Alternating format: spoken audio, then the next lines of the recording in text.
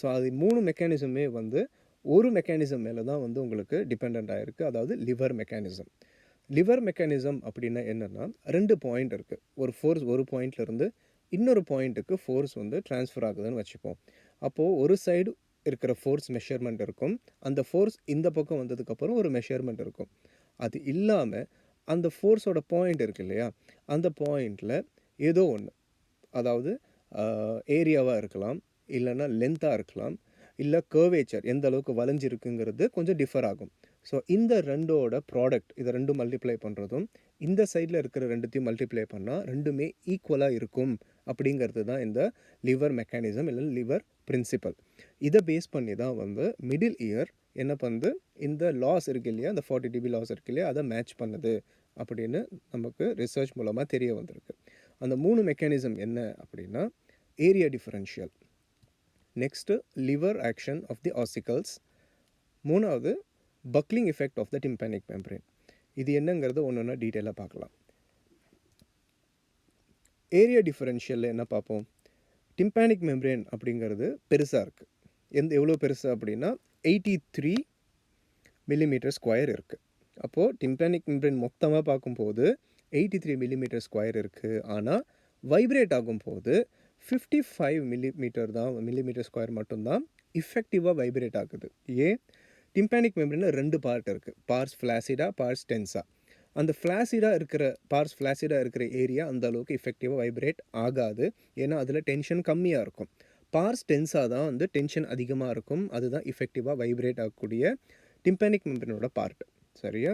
அப்போது 55 mm² நம்ம செலுத்துகிற ஃபோர்ஸ் இந்த ஆசிக்கல்ஸ்லாம் தாண்டி இந்த ஓவல் விண்டோவில் வந்து அந்த ஃபோர்ஸ் சேரும்.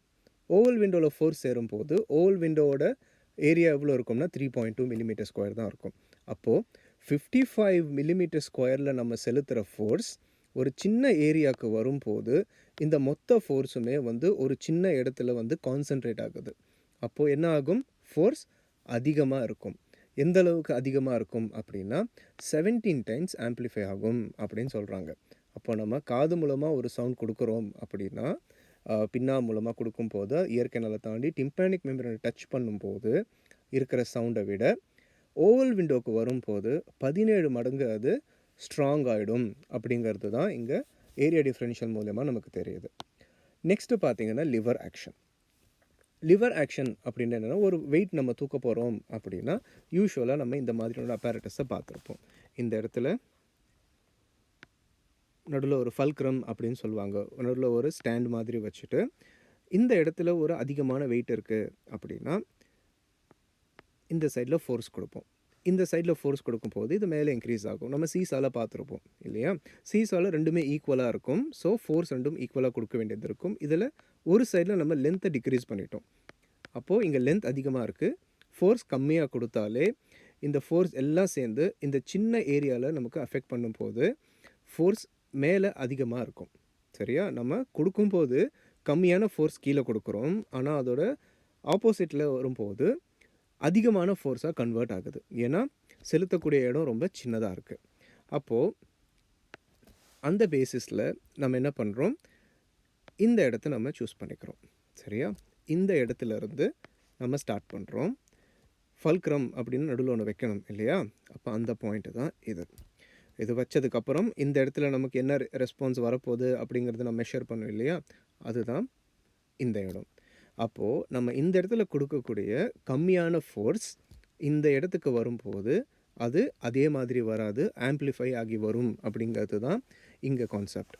எவ்வளோ அதிகமாகும் அப்படின்னா 1.3%, அதாவது 1.3 டைம்ஸ் அதிகமாகும். நீங்கள் இங்கே கொடுக்குற சவுண்ட் ஒரிஜினல் சவுண்டை விட 1.3 டைம்ஸ் அதிகமாக வந்து உங்களுக்கு 0.3ல் வந்து இருக்கும் அப்படிங்கிறது லிவர் ஆக்ஷன் மூலமாக நமக்கு இங்கே தெரிய வரும். நெக்ஸ்ட் என்ன அப்படின்னா third one, buckling effect. Buckling effect அப்படின்னா என்னென்னா, டிம்பேனிக் மெம்பரேன் நம்ம பார்க்கும்போது ஒரு பக்கிள் மாதிரி பிடிச்சிருக்கும். அதாவது டிம்பேனிக் மெம்பரேன் ஃப்ளாட் சர்ஃபேஸ் கிடையாது, டோட்டலாக மூவ் ஆகிற மாதிரியான சர்ஃபேஸ் கிடையாது. அதில் மேனுப்ரியம் அப்படின்னு சொல்கிறோம். நமக்கு மெலேயஸ் இருக்குது இல்லையா, மெலேயஸில் இருக்கும்போது அதில் மேனுப்ரியம் இப்படி வரும். அப்போ அந்த மேனுப்ரியம்லேருந்து இந்த டிம்பேனிக் மெம்பரேன் அட்டாச் ஆகிருக்கும் அப்படிங்கிறது தான் வந்து நம்ம பார்த்துருக்கோம். அந்த மேனுப்ரியம் மூலமாக என்ன சேஞ்சஸ் அந்த பக்லிங் எஃபெக்ட் அந்த டிம்பேனிக் மெம்பரேனை 2 பர்டிகுலர் டிவிஷனாக நம்ம பிரிச்சிருக்கோம் இல்லையா, அதனால் ஆன்டீரியர் குவாட்ரண்ட் அண்ட் போஸ்டீரியர் குவாட்ரண்ட்டாக பிரிச்சிருக்கோம் இல்லையா அந்த மேனுப்ரியம் சென்டராக இருக்கிறதால, இதனால் என்ன சேஞ்சஸ் இருக்குது அப்படிங்கிறது தான் வந்து பக்லிங் எஃபெக்ட் அப்படின்னு சொல்கிறோம். அது தெரிஞ்சுக்கிறதுக்கு இந்த ஒரு எக்ஸாம்பிள் பார்ப்போம். இப்போ இங்கே ஒரு விஷயத்தை பேலன்ஸ் பண்ணியிருக்காங்க. ஒரு பெரிய ஃபோர்ஸ் இங்கே கொடுத்துருக்காங்க. ஒரு பெரிய ஒரு ஃபோர்ஸ் கொடுக்கறது இங்கே ஒரு சின்ன ஃபோர்ஸுக்கே வந்து மேட்ச் ஆகிடுது. எப்படின்னா இதோட டிஸ்டன்ஸ். இந்த எக்ஸாம்பிள் நம்ம முன்னாடியே பார்த்துட்டோம் இல்லையா. அப்போது இது ரெண்டுத்தையும் நம்ம மல்டிப்ளை பண்ணுறதும் இது ரெண்டுத்தையும் மல்டிப்ளை பண்ணோன்னா ஈக்குவலாக வரும் அப்படின்னு இவங்க சொல்கிறாங்க இல்லையா. அதையே என்ன ஆகுதுன்னா ஒரு கர்வேச்சர், அதாவது வளைவாக இருக்கிற ஒரு விஷயத்தில் அப்ளை பண்ணுறோம். அப்போது ஏற்கனவே இந்த இடத்துல ஒரு ஒரு ஃப்ளாட் சர்ஃபேஸ் இருக்குது. அதை நம்ம ஃபோர்ஸ் மூலமாக கீழே கொண்டு வரோம். இப்போ வளைஞ்சிருச்சு. வளைஞ்சதுக்கப்புறமா இந்த டென்ஷன் ஒன்று க்ரியேட் ஆகும். இந்த இடத்துல ஒரு டென்ஷன் க்ரியேட் ஆகுது. ப்ளஸ் கீழே இறங்கி இருக்குது இல்லையா. அப்போது இதோட ஹைட் டிஸ்பிளேஸ்மெண்ட் ஒன்று இருக்கும். அதை அந்த ஃபார்முலாவை அப்ளை பண்ணும்போது கொடுக்குற ஃபோர்ஸ் ப்ளஸ் எந்த இடத்துல எவ்வளோ இடத்துல கொடுக்குறோங்கிறத ரெண்டுத்தையும் மல்டிப்ளை பண்ணோம்னா இதில் ஏற்படுற டென்ஷன் ப்ளஸ் 8 மடங்கு அந்த ஹைட்டும் ஈக்குவலாக இருக்கும் அப்படின்னு சொல்கிறாங்க. அதை நம்ம இந்த மாதிரி எக்ஸ்ப்ரெஷனாக போடுறோம். எப்படி? இப்போ நம்ம கர்வ் இருக்குது இல்லையா, நம்ம வளைக்கிறோம் இல்லையா, அதை வளைக்கும் போது நம்ம எந்த அளவுக்கு எந்த ஏரியாவில் எந்த அளவுக்கு ஹைட் டிஸ்பிளேஸ் ஆகுதோ அந்த அளவுக்கு வளைஞ்சிருக்கு அப்படின்னு அர்த்தம். இப்போ நம்ம இன்னும் அதிகமாக வளைச்சோம் அப்படின்னா என்ன ஆகும்? ஹைட் இன்க்ரீஸ் ஆகும் இல்லையா. அப்போது எந்த அளவுக்கு நம்ம வளைக்கிறோங்கிறது இருக்கிற ஏரியாவை பொறுத்து இருக்குது, ப்ளஸ் எந்த அளவுக்கு கீழே தள்ளுறோங்கிறத பொறுத்து இருக்குது. அப்போது இந்த சி அப்படிங்கிறது வந்து கர்வேச்சர், சரியா. அப்போ ஃபோர்ஸ் அண்ட் டென்ஷன் வந்து கர்வேச்சருக்கு ரிலேட்டடாக இருக்குது அப்படின்னு சொல்கிறாங்க. இப்போது நம்ம இதை டைரெக்டாக டிம்பேனிக் மெம்பரேனில் அப்ளை பண்ணுவோம். அப்ளை பண்ணும்போது என்ன ஆகுது? இங்கே ஃப்ளாட் லைன் அப்படிங்கிறது ரெஸ்டிங் பொசிஷன். நம்ம ஒரு ஃபோர்ஸ் அப்ளை பண்ணுறோம், அதனால் இந்த டாட்டட் லைன் தான் வந்து டிஸ்பிளேஸ் ஆகிருக்கு. இப்படி இருக்கிற ஃப்ளாட் லைனாக இருக்கிற டிம்பேனிக் மெம்பரேன் கொஞ்சம் கீழ்ப்பக்கமாக இறங்கியிருக்கு. அப்போ இங்கே என்ன இருக்குது? கர்வ் வந்து அதிகமாக இருக்குது. கர்வ் அதிகமானதால் இவங்க என்ன சொல்கிறாங்க? ஃபோர்ஸும் அதிகமாகுது அப்படிங்கிறாங்க. இந்த 2 சைடு நமக்கு ஃபிக்ஸ்டு அனுலஸ் இருக்குது, சரியா. இது மூவ் ஆகாது, இது மட்டும்தான் மூவ் ஆக போகுது. இதோட மூவ்மெண்ட் ரொம்ப அதிகமாக இருக்கும்.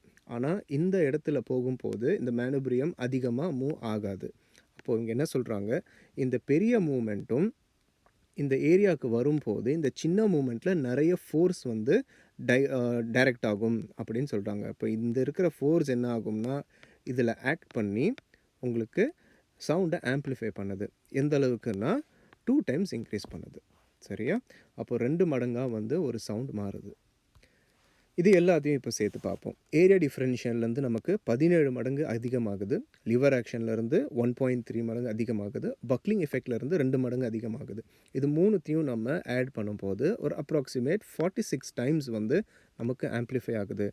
அதை மாற்றும் போது 31 dBயாக வந்து கன்வெர்ட் ஆகுது, சரியா. அப்போ நம்ம இதை முன்னாடி 40 dB லாஸ் பார்த்துருந்தோம் இல்லையா. ஸோ அப்ராக்சிமேட்லி நமக்கு 31 வந்திருக்கு. அப்போது இது வந்து 46 பை மிஸ்டேக். அப்போது என்ன ஆகும்னா இந்த 31 dB அப்படிங்கிறது நம்ம முன்னாடி பார்த்த மெஷர்மெண்ட்லேருந்து எடுத்தது. ஒரு ஆத்தர் 55 மில்லிமீட்டர் ஸ்கொயர், அதுதான் இஃபெக்டிவ் ஏரியா டிம்பேனிக் மெம்பரேன் அப்படின்னு சொல்லியிருக்காங்க. அதனால் நமக்கு 17 வந்திருக்கு. இன்னொரு ஆத்தர் வேறு ஒரு வேல்யூஸ் கொடுத்துருப்பாங்க. அந்த மாதிரி சேஞ்ச் ஆனால் இங்கே நமக்கு வேல்யூஸ் 33 வரலாம், இல்லைன்னா 36 வரலாம். ஸோ 2 மாதிரியான மெஷர்மெண்ட்ஸும் ஆத்தர் ரிப்போர்ட் பண்ணியிருக்காங்க லிட்ரேச்சரில்.